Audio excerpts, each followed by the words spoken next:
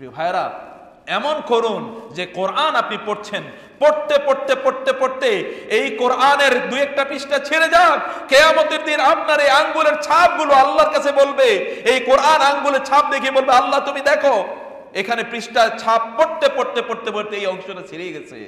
আল্লাহ এই লোকটার এই আঙ্গুল এই হাত তুমি জাহান্নামে দিতে পারবা না।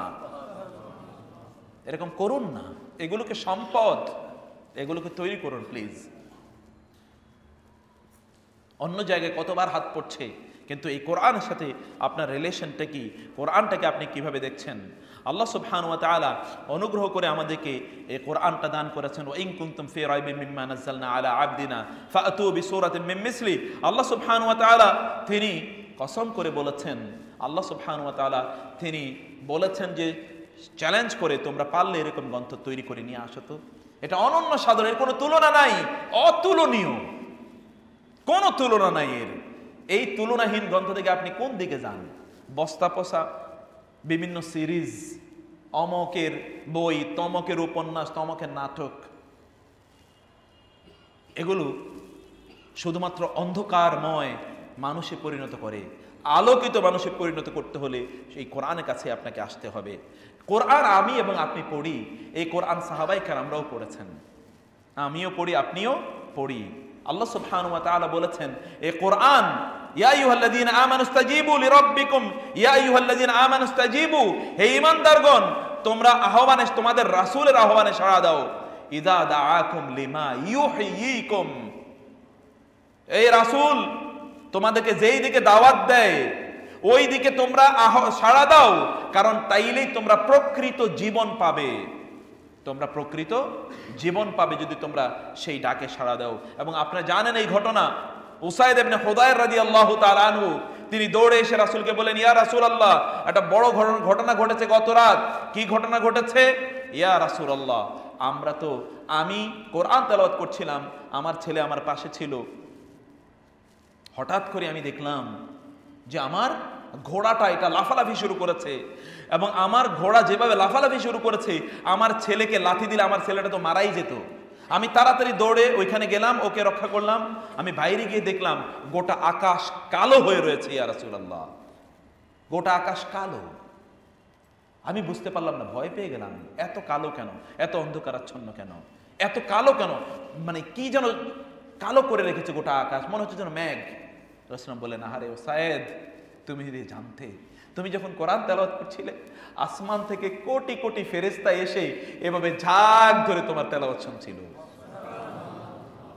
আল্লাহর কসম, তুমি যদি ফজর পর্যন্ত তেলাওয়াত করতে, তাহলে এই মুসলমানরা তারা ফজরের পর তারা দেখতো যে ফেরেশতারা আকাশকে কিভাবে ঘিরে রেখেছে। আপনি যখন কোরআন তেলাওয়াত করেন এইভাবেই আসে তোরা সহিহ হাদিস, বুখারীর হাদিস। আপনাকে বুঝতে হবে যে কোরআন এরকম প্রাণ সঞ্চার করে। وكذلك أوحينا إليك روحا من أمرنا ما كنت تدري ما الكتاب ولا الإيمان ولكن جعلناه نورا نهدي به من نشاء من عبادنا। এই কোরআন আপনার কাছে থাকুক, অন্ধকারের মধ্যে আপনি আলো পাবেনই, আলোই আসবে, এই আলো আপনাকে পথ দেখিয়ে নিয়ে যাবে। কারণ কোরআন আল্লাহ বলেছেন জাআলনাহু নূরান নাহদি বিহি মান নাশাউ মিন ইবাদিনা, আমার বান্দাদের যাকে ইচ্ছা আমি এই কোরআনের আলো দিয়ে আমি তাকে পথ দেখিয়ে নিয়ে যাই। সেজন্য কোরআনকে আপনি গ্রহণ করুন, কোরআনকে আপনি বুঝুন। সাহাবায়ে কেরাম রাদিয়াল্লাহু তাআলা এই কোরআনই পড়েছেন, তো তাদের মাঝে কি প্রতিক্রিয়া তৈরি হয়েছে দেখুন না।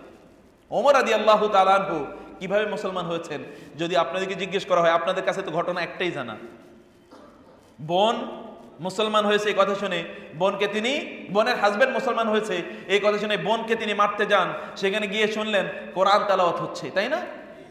দরজা খুললেন তিনি, দরজা খোলার অনেক ঘটনা এখানে আছে, আমি সংক্ষেপে বলছি। দরজা খোলার পরে তিনি তার বোনকে বললেন, কি পড়ছিলে? বললেন, না তোমাকে বলবো না। তারপরেও তার বোনের হাজবেন্ডের বের করে তাকে মারছিলেন। বোন সেখানে গেলেন বাঁচাতে এবং বোনও আহত হয়ে গেলেন। ওমর বিব্রত হলো, বোন আমাকে দেখাও না কি পড়ছিলে। এবার মন নরম হয়ে গেছে, সিংহ পুরুষ মন নরম হয়ে গেল। বোন, my sister please show me what you have been reading, কি পড়ছিলে একটু আমাকে দেখাও। নো, তুমি তো মুশরিক, তোমাকে দেখানো যাবে না, তুমি ধরতে পারবে না, তুমি মুশরিক। কি করতে হবে আমাকে এটা ধরতে হলে বলো? তুমি গোসল করে আসো, পবিত্র হয়ে আসো, তুমি পবিত্র হয়ে আসো, তারপরে তোমাকে এটা ধরতে দাও। এটা সাইকোলজিক্যাল ট্রিটমেন্ট, একটু শান্ত হোক, পানি ধরলে তো মানুষ এমনি শান্ত হয়, এতক্ষণ তো রাগান্বিত। যাও তুমি একটু অজু করে আসো, গোসল করে আসো। অজু করে আসলেন, তিনি পড়লেন তহা মা আনজালনা আলাইকা কুরআনা লিতাশকা। আসলেন তোমরা তো কিছু করতে পারলে না, ঠিক আছে, I am going, I will do the job, আমি যাচ্ছি, আমি কাজটা করব, তোমরা যা করতে পারোনি। সেই লোক কয়েকটা আয়াত পড়ার পরেই কয়েকটা আয়াত পড়ার পরেই তার মধ্যে এই পরিবর্তন। সূরা তহা আমরা জীবনে কতবার পড়েছি, কিন্তু ওই পরিবর্তন আমাদের মাঝে তৈরি হয় নাই, ওই অনুভূতিও আমাদের মাঝে তৈরি হয়নি, যেই অনুভূতি এই সকল ব্যক্তিদের মাঝে তৈরি হয়েছে। সাহাবায়ে কেরামদের এরকম অনেক ঘটনা, আমি সেই ঘটনার দিকে গেলে আমি বলতে পারবো না। আল্লাহ সুবহানাহু ওয়া তাআলা বলেছেন, যদি ওয়ালাউ আন্না কুরআনান সুইরাত বিহিল জিবালু আও কুত্তিআত বিহিল আরদু আও কুল্লিমা বিহিল মাউতা বাল লিল্লাহিল আমরু জামিআ, আমি চাইলে এই কোরআনের প্রভাবে এই পাহাড়গুলোকে গতিময় করে দিতে পারতাম, এই কোরআনের মাধ্যমেই আমি মানুষকে মৃত মানুষকে জীবিত করতে পারতাম, অথবা এই জমিনে আমি বহু রাস্তাঘাট তৈরি করে দিতে পারতাম, যদি আমার প্রয়োজন হতো আমি তা করতাম। লাউ আনজালনা হাযাল কুরআন আলা জাবালিন লারাআইতাহু খাশিআম মুতাসাদ্দিআম মিন খাশিয়াতিল্লাহ, আমি এই কোরআন এই পাহাড়ের উপর নাজিল করতাম, দেখতে পাহাড় এই কোরআনের ভার আর সহ্য করতে পারতো না, চূর্ণ বিচূর্ণ হয়ে যেত। ইন্না সানুলকি আলাইকা কাওলান সাকিলা, আমি আপনার উপর একটা ভারী কথা নাজিল করছি। রাসূলের উপর এই জন্য যখন কোরআন নাজিল হতো, তিনি তার ওটের উপরে আর ওট আর দাঁড়িয়ে থাকতে পারতো না, ওটটা বসে পড়তে হতো। আয়েশা রাদিয়াল্লাহু তাআলা আনহা বলেছেন, রাসূলের উপর যখন কোরআন নাজিল হতো, প্রচন্ড শীতের রাত, তারপরও তার শরীর থেকে ঘাম ঝরতেই থাকতো, এত ভারী একটি গ্রন্থ। এটা এরকম একটা গ্রন্থ, এটার ওয়েট এত বেশি, এটার ওয়েট এত বেশি। ওয়েট মানে এই যে আপনি ধরলেই weight, no, I am not talking about this sort of weight. The weight is regarding value, এটা যে মূল্য, এটা যে দাম, সে দামের ওয়েটের কথা বলছি আমি। এটা এতটা ওয়েট রাখে। কোরআনকে আপনি ধারণ করুন। মা আনজালনা আলাইকাল কুরআনা লিতাশকা, কোরআন আপনাকে ব্যর্থ করবে না।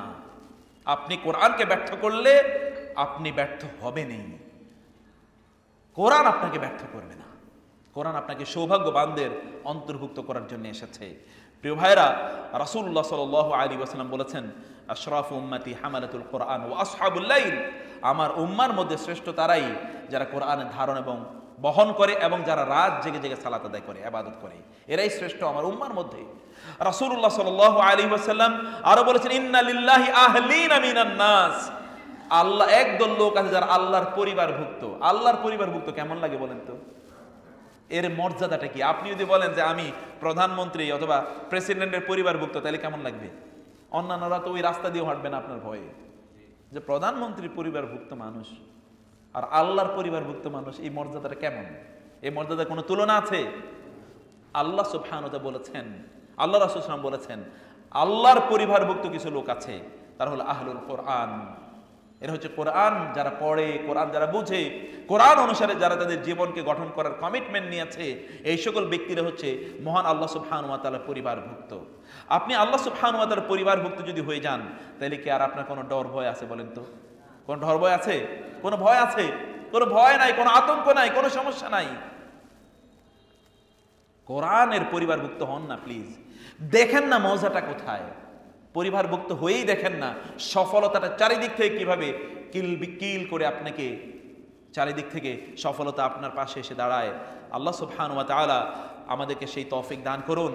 রাসূলুল্লাহ সাল্লাল্লাহু আলাইহি ওয়াসাল্লাম বলেছেন, আকসিরু মিন তিলাওয়াতিল কুরআনি ফি বুয়ুতিকুম ওয়া লা তাজআলু বুয়ুতাকুম কুবুরা, তোমরা তোমাদের ঘরগুলোকে কবর বানিও না। কবরে নামাজও পড়া যায় না, কবরে কোরআনও তেলাওয়াত করা যায় না। ভাইয়েরা, অনেকে বহু গল্প শুনবেন, অমকে কোরআন ঘরে কবরের মধ্যেই 30-40 বছর পর্যন্ত কোরআন তেলাওয়াত করতেছে। কবরে 1000 কোটি বছর কোরআন তেলাওয়াত করলে কোনো লাভ আছে? কবরে গেলে কি কোনো আমল হয়? কোনো আমল লেখা হয়? ইযা মাতাল ইনসানু ইনকাতা আনহু আমালুহু, মানুষ মারা গেলে তো আমল সব বন্ধ, নাকি নতুন আমলের দরজা খোলা থাকে? না, ও তো আমল করতে পারে, তিনি কোনো আমল করতে পারবেন না। আমল তিনি যা করে গিয়েছেন, ওগুলোর কোনো রেশ যদি থাকে তাহলে সেটা ভিন্ন কথা। যেটা আল্লাহ রাসূল সাল্লাল্লাহু আলাইহি ওয়াসাল্লাম বলেছেন, কয়েকটি জিনিস তার মধ্যে তিনটি আছে, আরো কয়েকটা অন্যান্য জায়গায় আরো কিছু আছে বিস্তারিত। তিনটির কথাই সবচেয়ে প্রসিদ্ধ। তার মধ্যে একটি হচ্ছে এমন জ্ঞান চর্চা করা, কোরআন জ্ঞান চর্চা করলেন, আরো দুই একজনকে কোরআন শোনালেন, কোরআন শেখালেন,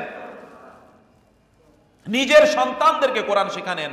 আমি এই জন্য বলি, আপনি আপনার সন্তানকে আপনি যদি কোরআন শিক্ষা দেন, ও যতদিন পর্যন্ত কোরআন তেলাওয়াত করবে, আপনার মৃত্যুর পরেও ও যত সওয়াব পাবে, আপনি একা ততটুকু সওয়াব পাবেন। আর আমি যদি পড়াই তাহলে আপনি সওয়াব পাবেন? আমি পড়াইলে আপনি সওয়াব তো আর পাবেন না। ও যতদিন পড়বে, ও যত সওয়াব পাবে, আমি ততটুকু সওয়াব পাবো নাকি? নাকি বলেন? আও ইলমিন ইউনতাফাউ বিহি, অথবা এমন জ্ঞান যে জ্ঞান অন্যকে কি উপকার দেয়, এইরকম জ্ঞান আমি উপকার পাবো। এই জন্য আপনার সন্তানের মুখে আপনি প্রথম আল্লাহ সুবহানাহু ওয়া তাআলার নামটা উচ্চারণ করান।